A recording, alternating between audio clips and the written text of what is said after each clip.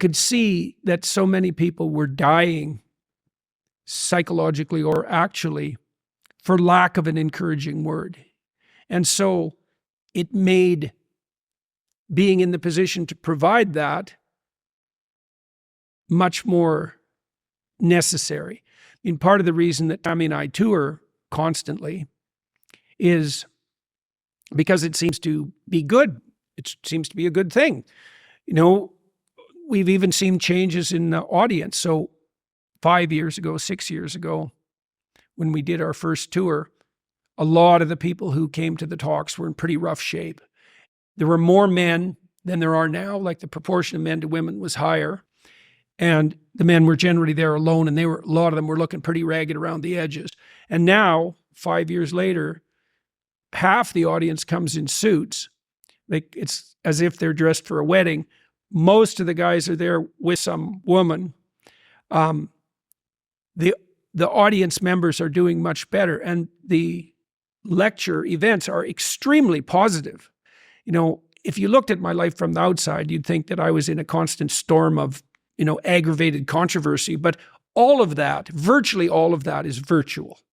It's just in the online world. Now, it touches the actual world from time to time because I am being pursued by my regulatory college in Ontario. Camp. Yeah, which is, you know, mostly just an annoyance and a preposterous annoyance, a preposterous, expensive, and time-consuming annoyance. But apart from that, everything that's happened around me has been positive.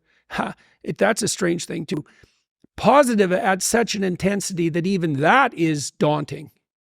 You know, you'd think it's hard to imagine that you could be in a situation where things are so positive that you can barely stand it. But I am in that situation, and it's quite something to contend with. I was fortunate, I suppose, to some degree that it didn't happen to me till I was old, because I've never really got accustomed to it. I've had a thought about this, observing what's happened to you, and, you know, the Weinsteins are a good example of this too. We often hear the perils of getting fame too young. The Macaulay Culkins of the world, the Britney Spears of the world, you know, individuals who don't have any sense of identity being thrust into a non-representative experience of the world, and they're completely unmoored. But I think there's an equally interesting question to ask, okay, and what happens if you think you know who you are? If you've spent decades, 5 decades, 6 decades of your life understanding your place, your status, the trajectory that you're on, and then out of nowhere, you get ripped away from all of the areas of reference, all of the way markers that you thought you knew, and now you're just floating in the air. I imagine that could be even more disquieting in some ways. Well, when everything blew up around me to begin with, it was stressful, I would say, because my job was on the line, my university job, and I never thought that would happen. I mean, when I worked at Harvard and at the University of Toronto, that was all positive. Like, I really liked working with my graduate students. I had at least cordial relationships with my fellow faculty members. At Harvard, they were more than cordial. At the University of Toronto, most of the faculty members that I started to develop friendships with were also those who ended up moving away. And they were often people who got offers from other places, and, you know, they would disappear. And so a lot of the friends I developed at the University of Toronto went elsewhere. And so I didn't get as tightly tied in with regards to friendship networks among my peers as I had at Harvard, for example. But I had great relationships with undergraduates and with my graduate students. That was plenty. Like, I loved working with my graduate students. And so it wasn't like I was pining and alone, not at all. And I had a good network of friends. And so then that was threatened and really disappeared in 2016. And my clinical practice was threatened. And so that was unsettling. I think there were things that continued, though. Even when I was teaching as a university professor, the way I taught wasn't typical. The things I taught weren't typical. I thought for decades, you know, eventually someone's going to find out what I'm teaching, and you know, there's going to be trouble. I couldn't believe I was allowed, encouraged to teach what I was teaching. But, you know, the universities, and this was particularly true of Harvard in the 90s, that's how they were structured. What was so rebellious about what you were teaching? Well, there wasn't really anybody who was concentrating on the nexus between, say, archetypal and religious ideas in neuroscience. So that wasn't a thing. I mean, there was a few people, Jaak Panksepp was one of them, who a lot of the researchers who were interested in the neuroscience of emotion became interested in deep narrative because they started to understand that our emotional life is a story. That's a good way of thinking about it. And that we're guided by our emotional instincts. And what our emotional instincts do is put us into certain stories. That's what it means to be in love, for example, is that you're in a love story. And yeah, it's not a particular balance of oxytocin and endorphins that you are aware of. It's not broken down to its constituent parts. No, definitely not. It's not a narrative that you tell yourself about what this means and how this feels. Right. Well, and it's interesting that the instinct manifests itself as a story. And so I was very interested in narrative and story. And also, see, no psychologist studied Carl Jung, like literally, virtually none. Really? Now, oh yeah, no, definitely not. I mean, psychology really developed in some ways as the materialist antithesis to psychoanalysis. So Freud and Jung, and even Adler to some degree, they were off limits for scientifically trained behavioral psychologists. And that's what I was and am. Like, I trained at McGill. There were no courses in psychoanalytic theory at McGill. I read Freud and Jung completely on my own, flying in the face of the advice that I was getting even from my well-meaning graduate supervisor, who was a great guy and who never got in my way in the least, quite the contrary. But I was warned, for example, when I went on the job market, not to talk about the things that I was truly interested in. And I ignored that, by the way. And what that meant was some places that I went to apply for a job didn't want me, but then Harvard did. So that worked out quite nicely. You know, and that's one of the advantages, too, also of being true to your own vision, is that you won't get what you don't want. See, I didn't want to go work somewhere where they wouldn't want me. I wanted to go work somewhere where they wanted me. So my strategy was, well, this is who I am.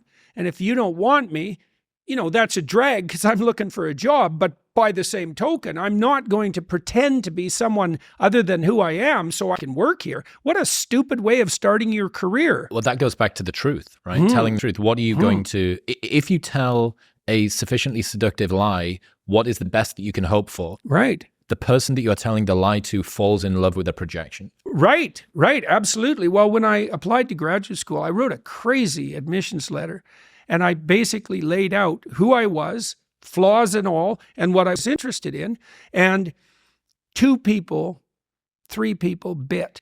And the one that I liked best, partly because he was at McGill and I wanted to be in Montreal, was my graduate supervisor, Robert Peel, and he knew what he was getting. And we had a great time. I still work with him. Like, I had one of the best relationships with Bob that I've ever had with anyone in my life, and it's lasted 4 decades. And it was because, like, Bob's a very honest person. We were very different. He's very practical.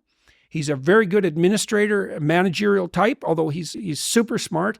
He had an exhaustive knowledge of the relevant research psychology literature. And I came in, you know, flying on a mat of psychoanalytic theory and philosophy and religious ideas, very, very different, although we shared a real deep interest in the practicalities of research, and he taught me how to fall in love with the more scientific end of the research distribution. But the point I'm making is that he knew what he was getting right from the beginning, and so did I. And that worked like a charm. There was no reason for any sort of subterfuge. And it turned out that his talents and mine dovetailed extremely well. So, and we had a blast. I loved working with, that's why we've been working together for 40 years.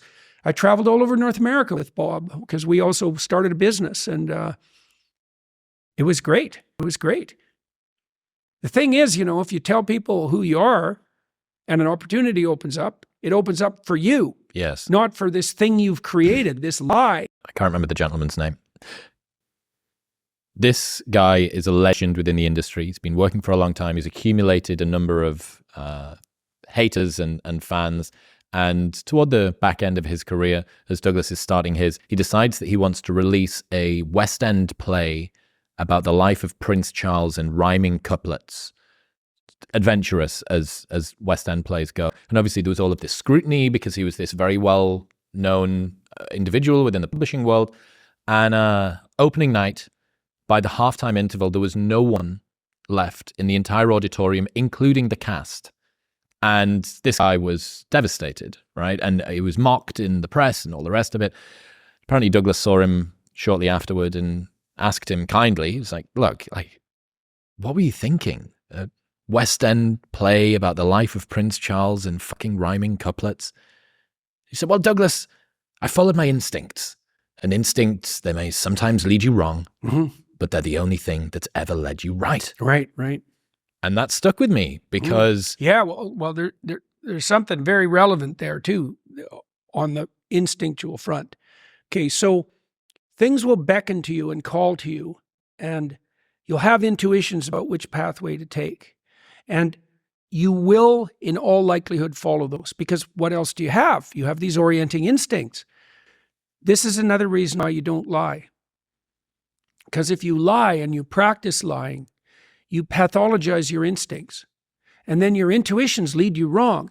And so there's a sin that's laid out in the Gospels. It's the sin against the Holy Ghost, and it's unforgivable. And people have been debating for like 2,000 years about what this particular sin is.